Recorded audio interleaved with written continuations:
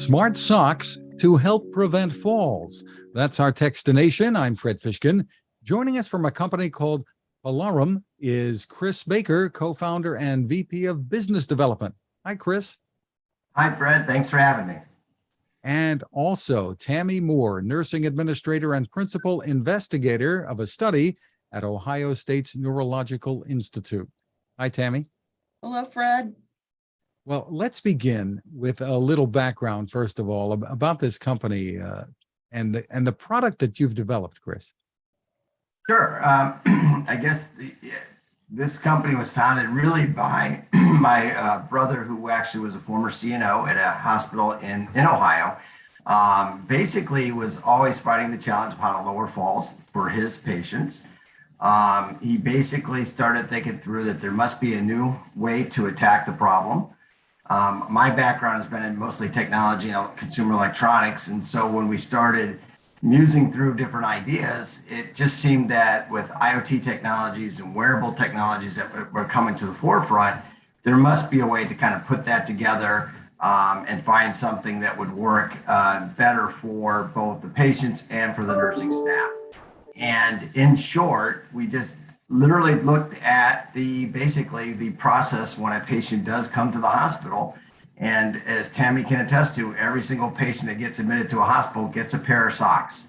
So our thought was, why not take advantage of that opportunity and give them a pair of socks that can do even more? So what can these do?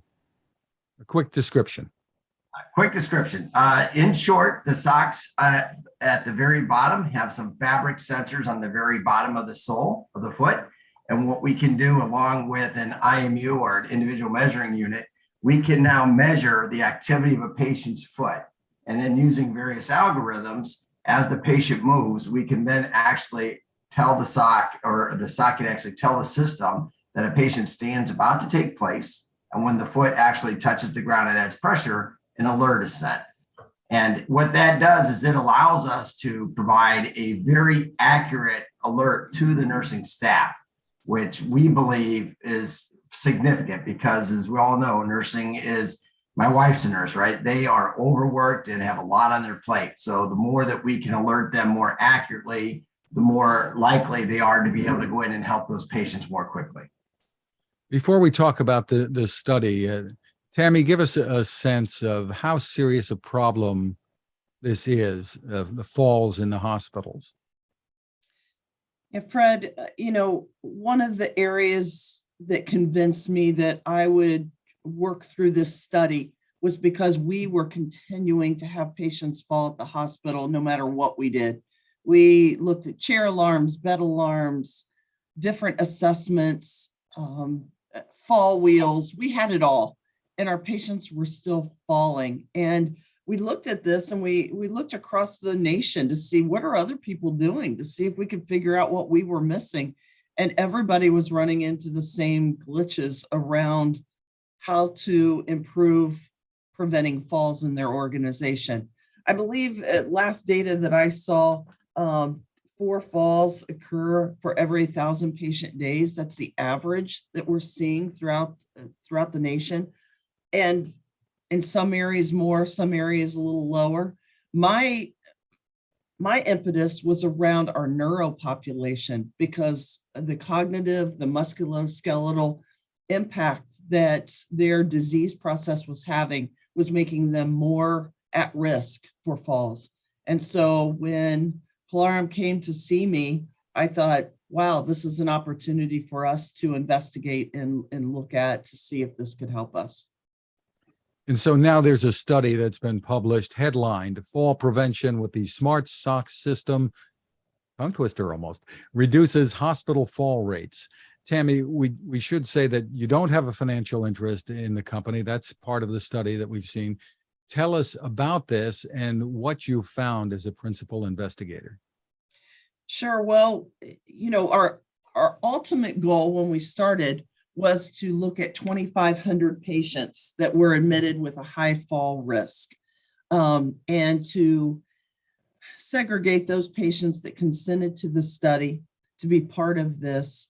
And we used our standard of care as kind of our other side to looking and comparing whether these socks were going to work. So if patients came into the hospital, we explained, and they met the criteria for the study, we enrolled them, we gave them a pair of socks, and they got no other fall prevention mechanisms in place, i.e., they did not get bed alarms, they did not get chair alarms, they did not get the standard of care. Patients that did not consent to the study received what our standard of care was. And so we looked at historical fall rates, we looked at the comparison between the two, we looked at response times, and we were able to enroll 569 patients. We missed our goal because COVID happened, and we had to convert a couple of our units that were in the study to COVID units. And so we stopped the study at the time, but we were able to enroll 569 patients. Through that process, the patients that did enroll, the patients that were in the study, the patients that had the socks had 0 falls, compared to those patients who were not in the study, that we still measured our historical rate of falls that occurred for those patients. That's remarkable. So tell us, describe for us how this works from a practical point of view. They get the socks, and then what? How is the nursing staff alerted, and how do they respond, et cetera? And how much more quickly can that response be? So our patients, when they are admitted to the floors, get an admission fall risk assessment to determine where they're at from a risk standpoint. And this is looking at, do they have a history of falls? You know, are they on medications that might enhance their ability to fall? Just some standard questions that we ask every one of our patients. If they fall into having a higher risk for falls, our staff would then explain the study, work through the consent process, and determine whether the patients would agree to being part of the study. If they agree, they are given a pair of socks. There's an iPad that is in the unit or in the patient room. And then there's a control monitor at our nursing unit clerk desk that also provides alerts. The nurses then, at every report time, they hand off a device that will signal when a patient begins to put any type of pressure on the foot in these socks. We had to work through a few renditions of how we were making sure that every staff member received the badge.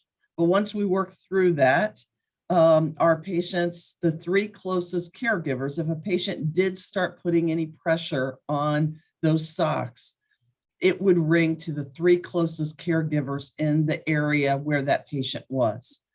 And that helped our response rate tremendously. I mean, we, at the end of the study, averaged a 24-second response rate to patients who were putting pressure on their feet with these socks.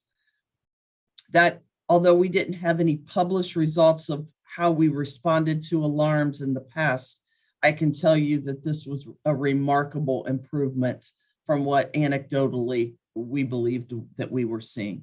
And I think it certainly made a difference in our ability to get to these patients a lot sooner. I think we had 4,999 alarms that went off, and we were able to respond at an average of 24 seconds to prevent any falls from happening. So the staff just did an amazing job with their response rate to these socks.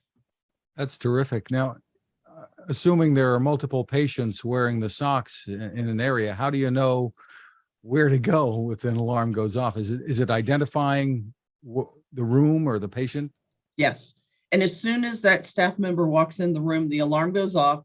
It triggers the knowledge so that everybody else knows somebody's in that room with the patient, because we have a lot of false alarms and a lot of alarm fatigue in hospitals. And what I think we heard from the staff that was such a benefit was they knew exactly the patient room, who was involved, and the fact that as soon as somebody walked in that room, those alarms turned off. And that was extremely helpful for the staff. Chris, on the technical side here, tell us about the tech that you're using here. Are these Bluetooth socks or do they need recharging? How does this all come together?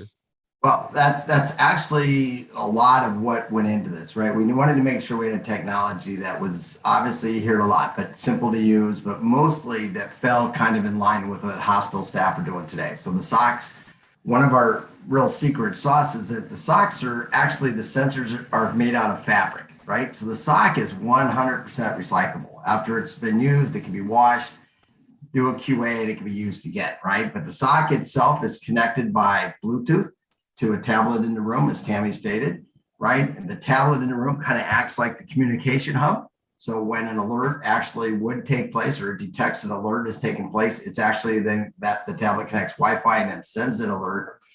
Part of the system is we also provide, as Tammy alluded to, a smart badge for the nursing staff. And the reason that's important is we also do a geolocation beacons throughout the floor. So when a patient scan does take effect, the system will then alert to exactly that room on the smart badge for the nurses. But even better, the system actually identifies the 3 closest staff members to that room.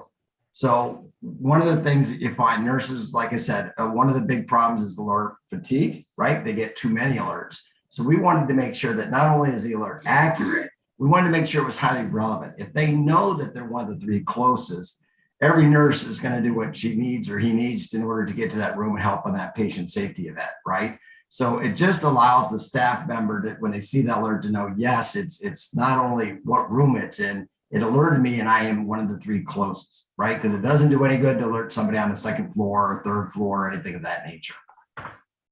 And there are sensors in both socks, right? So you're Right now for fall prevention, we do have the sensors in one of the feet. We actually have some other technology. It's going to turn on sensors on both feet for some other technology applications we'll investigate later. But again, the exciting part is just what we were able to prove out with Tammy and the staff at Ohio State about the system, hopefully really not just working to do a better job around patient safety, but also fit very well into the style and into the protocols of the nursing staff. So that way, technology, just to have new technology, ends up a lot of times just over in the corner after a while. We're hoping that what we can do is not only have technology that works with the standard protocols, but give confidence to the nursing staff that it is accurate, it is providing the data and provides the value to the team so they'll continue to use it. and the battery life on these? So again, because it uses, the socks use low end Bluetooth, right? Low energy Bluetooth. The socks can last up to 3.5, 4 days on a patient. I mean, the average stay in a hospital, if we look at the research, is about 3.5, 4 days. So the sock can last that long. We're not insisting. I mean, if for some reason the sock gets soiled, we definitely encourage the staff, change them out. It's about patient comfort, but it will last up to that 3.5, 4 days if a particular patient, if that's appropriate. And the module comes off for washing, et cetera, that kind of thing. They Yes, the connect it. module, we have a special plastic that key that removes the module because we don't want patients obviously to remove it, right? But yes, it just pops right off. We do a cleaning and obviously an inspection, a charging, and a QA, and then we put the sock back together paired with the module again, and then put it back in inventory. What is your guess as to how inexpensively these can be made? Obviously, when you're just starting up, the costs are high. Exactly, right. And this will obviously be a volume-driven thing to bring the costs down. But one of the things that we think has made the system successful is the fact that you hear a lot about people saying white glove service. We're trying to actually provide that. So we do not want the staff to become technologists, right? So along with having the system, we actually have someone on site at Ohio State to provide constant support, just answer questions for the nurses. They're not trying to intervene between the patient and the nurse, but simply to be there in case the nurse has any questions about the technology. But the pricing includes not only the socks and the tablets, the installation, the person on site, but also 24/7 support, because obviously we cannot afford to have the system go down and not have the nursing staff aware of it. So it provides all those features. At the end of the day, the hope is that the staff can count on the system and rely on it and feel more comfortable that the system's monitoring their patients 24/7. How expensive? Can you give us a number? It's really going to be based on volume. Ours are currently right now, because we're just as a startup, to your point, the costs are relatively, I think, something we can address down the road. It's approximately $10 per day per patient, but we believe we can attack that cost over time. And Tammy, the costs we know are always a concern when it comes to medical care. What are your thoughts about how worthwhile this can be? I assume one bad fall would cover a lot of the costs for quite some time. Yeah, and I think that's, I've had to work with our administrative team to show them how much a fall costs in comparison to the cost of this equipment. Certainly, we have to be fiscally responsible for our needs, but we have tried a lot of things to prevent falls in our past. And this is probably the first techno thing that our team has tried that we've seen a lot of really positive benefit in. We are looking to expand and place these socks on several more units in our hospital to advance the clinical. It's not going to be a research study, that's done, but just to look at the efficacy across our organization of patients wearing these socks.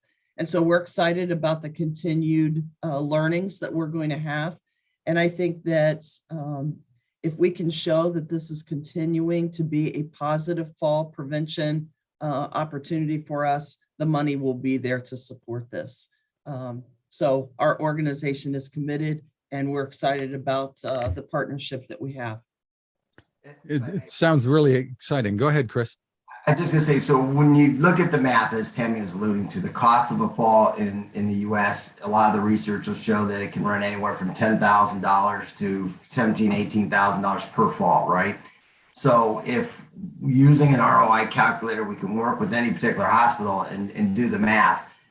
If we can reduce their fall rate by 25%, it will actually pay for the system. And we've been obviously with Tammy and her team, and we're starting to document the success we're having, which has been significantly higher than that. So at the end of the day, it will be a positive cost savings for the hospital, as well as obviously a nice impact for patient safety going forward. Really interesting. So what's the plan from here, Chris, as far as rolling this out and bringing it not only to more floors in the hospital there, but other hospitals around the state, around the country? Oh, absolutely. We look forward to partnering with other hospitals as well. But we honestly believe that we've really just touched the surface of the possibilities of what this technology can do with healthcare. And so we want to continue to work with Tammy and her team to try to start to explore other applications for the product. There's a lot of things that technology can do, but doesn't necessarily mean that they provide enough value. So we want to work with Tammy and her team, truly understand the data that the SOC can start to collect, and see if there's ways that we can provide even enhanced value with the technology going forward.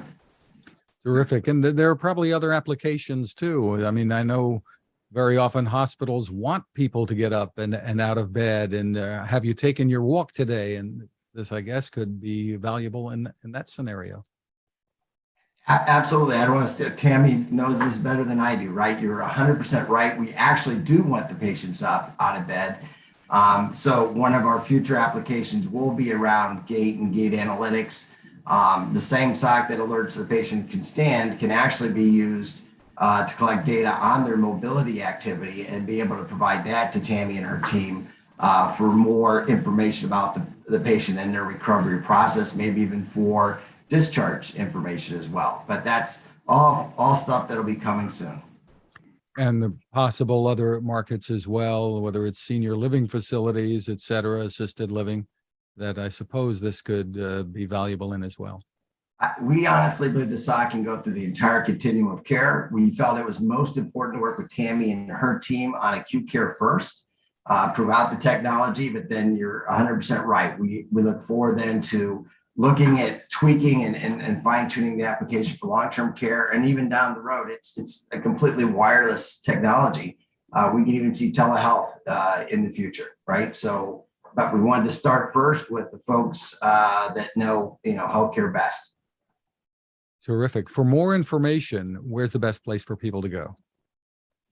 Well, for Palarum, our website is www.palarum.com. For more information about the study, Tammy, I think, would be your best contact. Absolutely. And my email address, tammy.moore@osumc.edu. So would love to hear from folks. Congratulations on the innovation. The company is spelled, for those of you who are listening, PALARUM.org is the website. Tammy and Chris, thank you so much for spending time with us. Yes. Thank you. Appreciate your time. Thank you for letting us share details about the technology. And thank you to Tammy again for her and her team.